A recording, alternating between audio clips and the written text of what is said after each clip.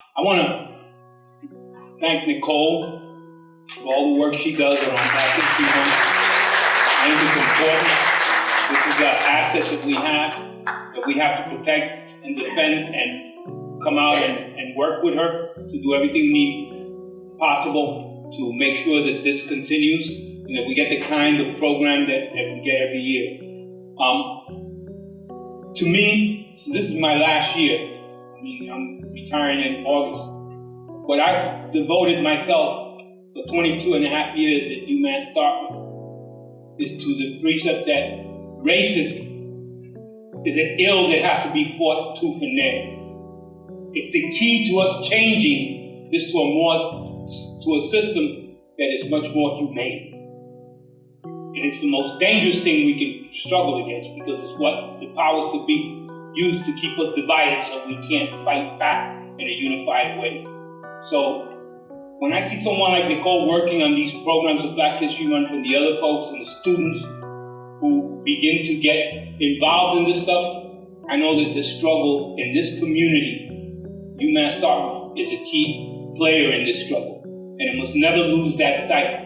My center was founded by labor leaders who saw this university as a university for their kids and their children in this area.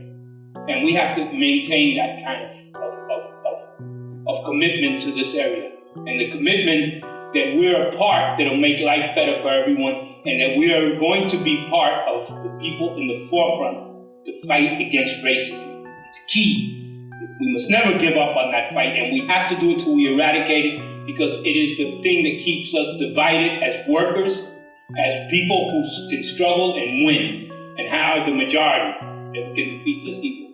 And that's why I try and be present, and hopefully whoever replaces me will be present in the Black History Month, because it's important. And before I introduce Glen Ford, I also have been remiss in not making it clear that I want people to understand that there's a political prisoner in the prisons of the United States that's been there for 34 years this year for the crime of struggling for the independence of Puerto Rico, and he's been accused of seditious conspiracy.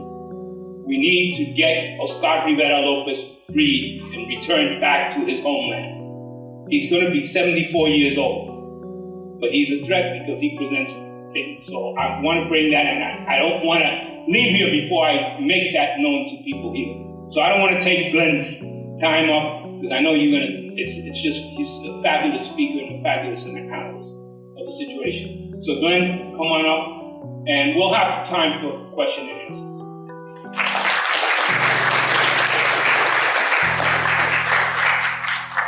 I also want to thank the brother for his people's poetry. We need that kind of commentary and analysis in order to resist the corporate rendition of reality with which we're assaulted over and over again. So we have been done quite a service. Power to the people. Power to the people. Say it back. Power to the people. Power to the people.